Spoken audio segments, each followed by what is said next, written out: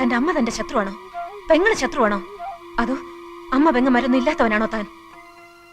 തന്റെ പൈങ്കിളി നോവലിലെ ഏത് നേരവും ദിവാസ്വപ്നം കണ്ടുകൊണ്ട് നടക്കുന്ന വിഡ്ഢിക്കോതയല്ല യഥാർത്ഥ സ്ത്രീ. ഒരു പുരുഷനും യഥാർത്ഥ സ്ത്രീ അറിയില്ല, അവളുടെ മനസ്സറിയില്ല.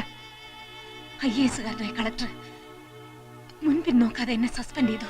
കാരണം സ്ത്രീ അറിയാനുള്ള പഠിത്തം ആ ഇഡിയറ്റിനുമില്ല.